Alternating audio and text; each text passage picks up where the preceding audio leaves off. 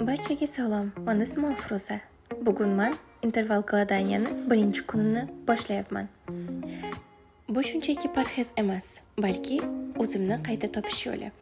Sizga bu dieta haqida to'liq ma'lumot kerak bo'lsa, albatta yana to'liq video tayyorlayman. Xo'p, boshladik. Bu meni ertalabki nonushtam. Men biroz kilo tashlashni xohladim, shuning uchun bu dietani boshladim. Men asosan keto dieta bilan birgalikda interval galadaniyani tekis olib kelishni xohlayman. Ya'ni 16 soat ovqatlanmasdan 8 soat ichida istagan narsamni yeyman. Faqatgina keto dietadagi mumkin bo'lgan narsalarni yeyman. Siz istagan dietangizdan foydalanishingiz mumkin. Interval galadaniya va keto dietani birgalikda olib borayotganimda men asosan keto dietadagi mumkin bo'lgan narsalarni yeyman va aytganimdek 16 soat ovqatlanmasdan, ya'ni men asosan zavtrak qilmayman. Zavtragim ham bo'lsa 11-12 da bo'ladi, ya'ni obedga yaqin. 12 da zavtrak qilsam, 12 dan to 8 gacha, ya'ni 8 soat istagan narsamni yeyishim mumkin, lekin men faqatgina shu keto dietada mumkin bo'lgan narsalarni yeyishim mumkin. Masalan, shakarsiz bo'lgan, uglevodsiz bo'lgan narsalarni tanlayman. Kaloriyaga boy ovqatlarni tayyorlab yeyishni afzal ko'raman. Agar sizga kerak bo'lgan, mumkin bo'lgan va mumkin bo'lmagan narsalar haqida ma'lumotli to'liq video kerak bo'lsa, albatta kommentariyada yozing, men uni albatta to'liq video qilib chiqaraman. Zavtragimni qilib, farzandim bilan vaqt o'tkazishni boshladim. Ya'ni ertadan kechgacha har doim uydaman, shuning uchun farzandim bilan ko'p vaqtim o'tadi. Hozircha dekretdaman.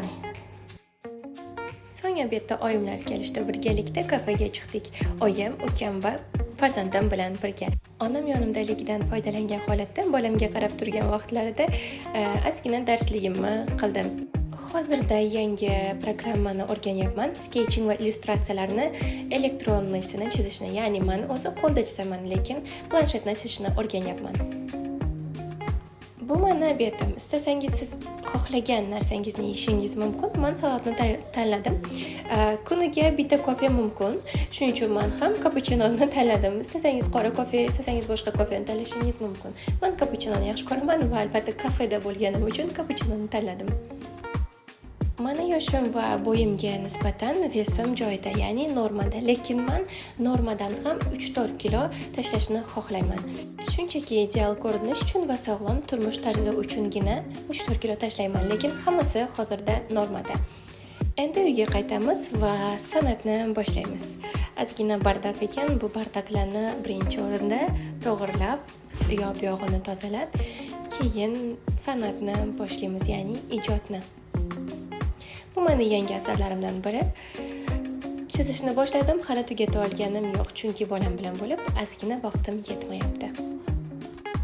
Va shunday qilib biroz ijod qildim va albatta kechki uxudimni, ya'ni yuz parvarishni boshladim. Men asosan shunday yuz parvarishni qilaman. Har kunlik yuz parvarishim, ya'ni kechki yuz parvarishim.